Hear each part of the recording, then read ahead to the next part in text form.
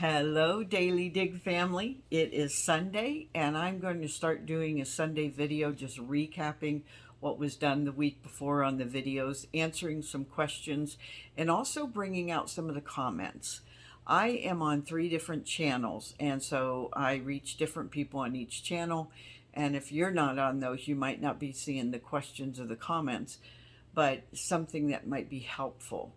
Now, I try to put out everything that I can in as factual and helpful after I've done research. I also will always notify you this is my opinion and something that I've tried, because I'm also a part of a couple rebel canning groups, and they've done things that either I couldn't find in books or that they've done it themselves and it's worked for them. So they're sharing it so that others who want to maybe try do it. I try to tell you whenever I do those kind of things. And then there's times you've asked me questions like, where did you get this information? I will take copies, pictures, and I post them in the comments so that they know where I got them from if they're asking that. So, Soup Week. I got a lot of comments on this one. I also found out this week, if you put something on there that might be a little controversial, you'll get a lot of comments, and I don't mind. I really don't mind. Again, we are a learning community. We learn from one another, and I love when you make comments. That helps us. So one thing that was really helpful and somebody put on there, I think I heard it a long time ago and I forgot about it, but when you're making any kind of bean soup, and you understand that there is some gas pressure that comes with that, they said put a half a teaspoon of baking soda inside the soup, and that stops the gas. So that might be something that you try in the future. Somebody asked me where I got the ham bouillon cubes. I'm not sure, but I did find some online on the Walmart for $10. But you can check on Amazon. You can check on different places where you might be able to get them. Also, when I was talking to you about putting like excess fruit inside a bag, and we're going to make fruit juice with that, and also the vegetables, I forgot to tell you, make sure that bag goes into the freezer and you keep it in there. And then this coming week, I am going to go ahead and make the fruit juice, and I'm going to make the vegetable broth so that you know how both of those are done. Also, somebody let me know that the red bell peppers, or the colored peppers, actually have more of the vitamin C, and they're more nutritious than the green bell peppers. That's also why they possibly sell them for more than they would the green ones. I was glad to hear that because, like I said, we only use the colored bell peppers in our cooking, and I also like those fresh. And while I'm on that, when I have a bell pepper, if I know I'm not going to eat it right away in the refrigerator, I go ahead and cut it up and I freeze them, because you can take those out frozen and eat them, especially in the summer months. It's very refreshing. Somebody said about the beef stew or the beef soup. I got a couple different people said that they call it a different name, and as you notice, I interchange those two a lot in that, because I do know that beef stew is a little more with a gravy, and it's usually just potatoes, carrots, and onions, and maybe celery. But that's about all you're going to find in the beef stew, where the other is vegetable beef soup.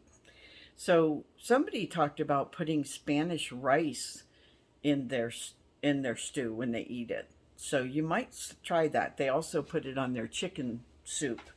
They use Spanish rice with that.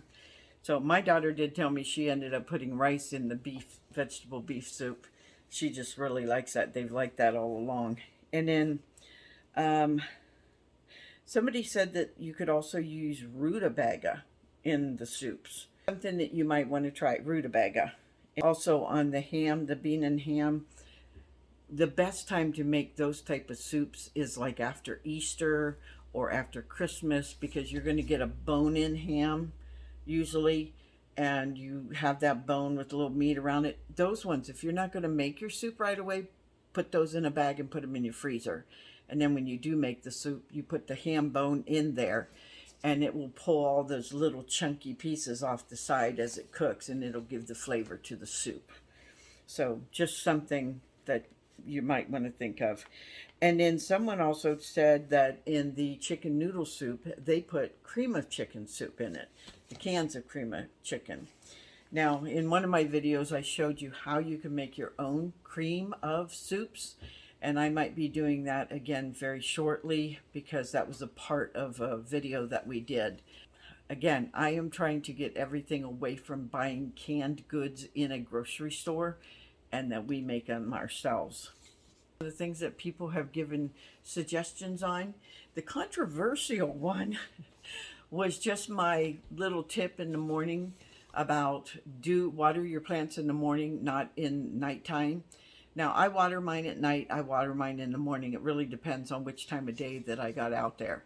What I didn't say is the fact that it also determines where you live. When I lived in Arizona, I probably wanted to water at nighttime because it's going to dry up even before then. And if I water in the morning, they're going to burn the plants. So it really does depend on where you live. And then also, if you live, I live in a very moist state, humid state. And also I found that this year when I put the straw on top of the garden, it really held the water, and I might be watering too much because I water every day. And then we've been getting a lot of rain, which is turning my leaves yellow because it has an excess amount of water. Somebody also mentioned something about, well, what happens when it rains at night? If you do not see mold or rot or your plants are doing fine, water them when you want to. That is just something to think about. And someone also said in that one, only water your plants when they're hungry. When you see their leaves that's when you want to put some water on it. Definitely want to put water on then. So if the way you've been doing is working fine and you're getting production out of that plant, continue to do that. These little tips that I put on here are just things that you might not know or that you might want to consider. And in Saturdays, from now on Saturdays, I am just going to put one morning video tip out. And then also that is going to be the day that I do a lot of the ads for the TikTok shop. And I will clean up my showcase, meaning a store that you can go in and you can see the products that I have chosen that might be good for the people who watch my channel. Anytime during the week, you can go into that showcase. And notice it says right here, showcase with a little purse. Can't expand that. So if I hit that, it's going to show you all the items in my store that I have chosen for things that might be helpful. If you find a deal in there, go ahead. I also found out that, and I'm not always aware of them, they will give you coupons. So make sure that you look for coupons, especially if you're just shopping in there. Make sure that you look for the coupons that they might offer you as a first-time buyer. Now, by buying the showcase, understand, company is giving me a percentage, not of what you spend with them, but a percentage for just showing it and talking about it. So I do not want to make money off of anybody in my channel. I don't mind companies paying me for things, but I don't want to make money off of people in my channel. I want this to stay as a teaching community. So for this Sunday, thanks for being here on the recap. And I look forward at this time. I'm going to do a hodgepodge this next week. So thanks for sticking around with me. I do appreciate each and every one of you. And I hope you have a good evening.